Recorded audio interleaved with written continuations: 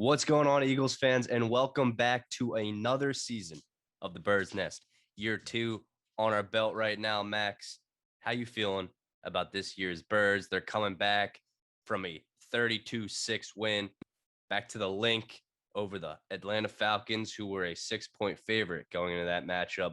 What impressed you the most of this win?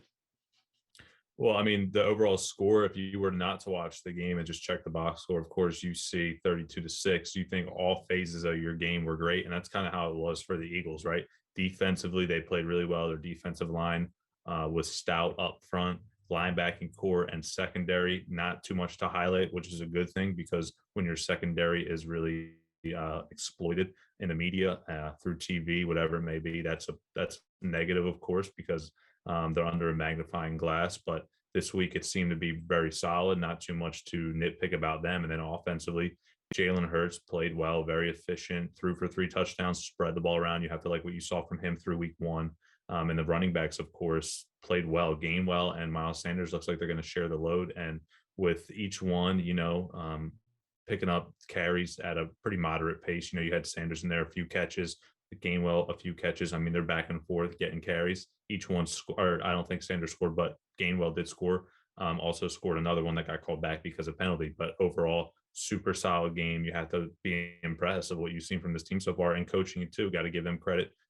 Their first win, but when your whole team plays well, you got to point to your coaching staff and tip your cap to them as well. Yeah, a little shaky in the first quarter. The Falcons marched up the field, and as a fan, you're sitting back saying, "Here we go again. There goes that defense, a leaky pipe," as Tyre put on our episode earlier. And for me, it's the infusion of youth on this team that really makes this Eagles team special this season. I don't know if you think maybe that's bad that there is so many young guys key on this team, or do you think that's going to end up being a good thing? Well, it's definitely the thing is with the veterans on this team, their injuries have been a problem in the past. So as long as they stay healthy, I don't think it'll be a bad thing. Now, you don't want too many young guys because you don't have a veteran presence to rely on at any position. But, with Brooks being healthy on the offensive line, Lane Johnson back, Jason Kelce seems to still have some stuff left in the tank from a playing standpoint. Those things are only going to help guys like Jordan Mailata and people that fall behind him, Jack Driscoll, and guys that are more rotational pieces. Mailata obviously getting that big extension, but overall in the receiving core, there really isn't that veteran guy. And in a way that's exciting because you have a lot of talent that can come and show what to the fan base what kind of talent they have, what they kind of talent they possess.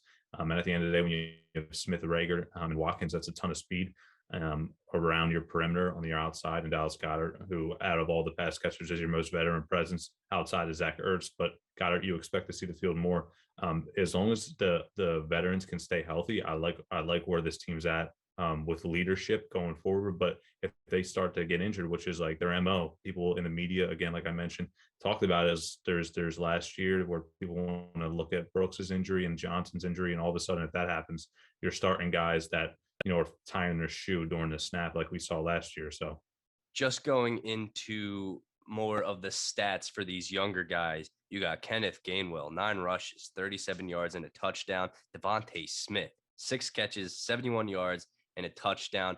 It was so great to see him first game get a touchdown. I mean, he is a playmaker, and all those questions and the doubts are starting to go out the window. You don't want to say that too soon because there's still a lot of football to be played.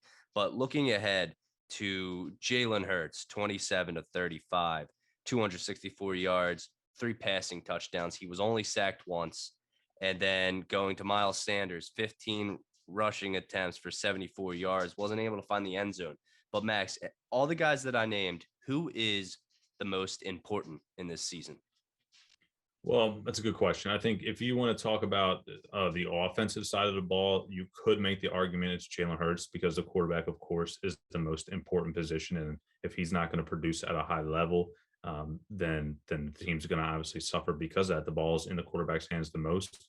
And if Jalen Hurts can't really, not going to say live up to the hype, but there's definitely people that are really high on Jalen Hurts. And if he's not able to deliver this season, the team's going to struggle. Luckily, we played a poor defense in the first game, and he was able to come up and step up to the plate and really hit a home run and knock it out of the park in his first start of the season.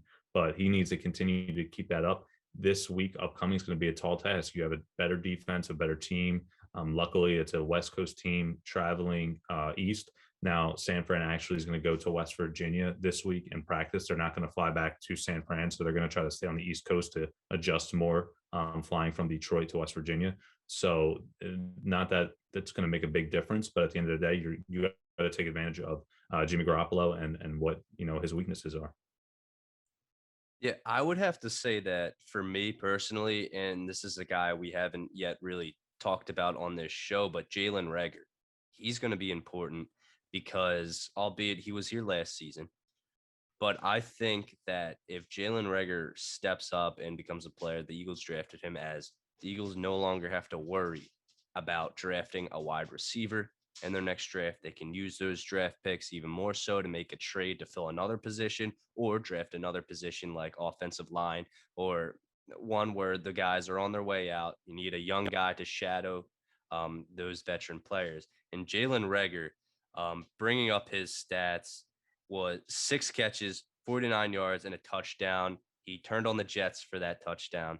And that's really what impressed me. And I know Jalen Reagor was a guy that the media was critical of because Yeah. he didn't perform at the expectations. But listen, you're comparing him now to a guy like Arcega-Whiteside, who has barely touched the football.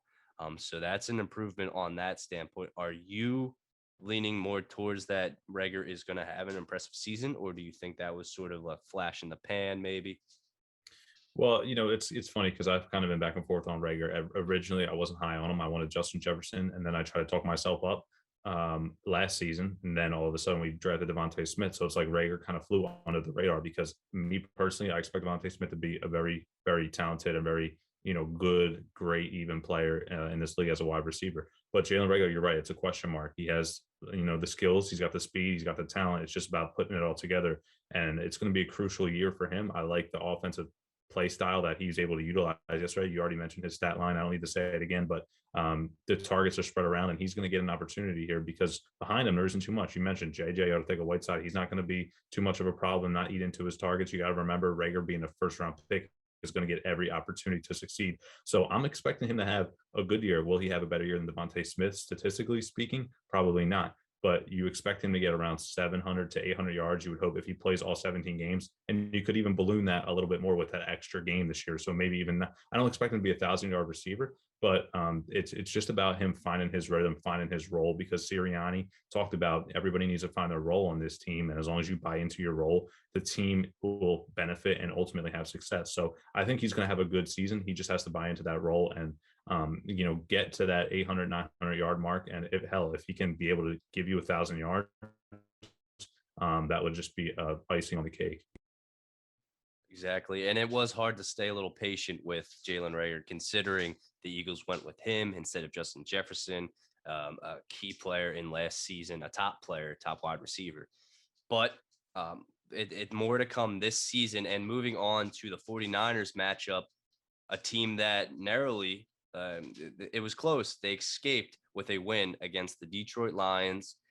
They let up, I believe it was around 450 total yards against this Detroit Lions team. Jared Goff threw over 50 times. And what game plan do the Eagles need to go into this matchup? Do they keep a similar one or do they change it up a little against the Niners? I think you have to stay similar. You're going to have your home crowd behind you coming back home to Atlanta for the home opener. So you're going to be juiced up. You're going to be ready to rock and roll. But definitely, as far as the 49ers standpoint of things, they have some injuries. They just lost their starting cornerback, Jason Verrett, to a torn ACL. They lost their starting running back, Raheem Mostert.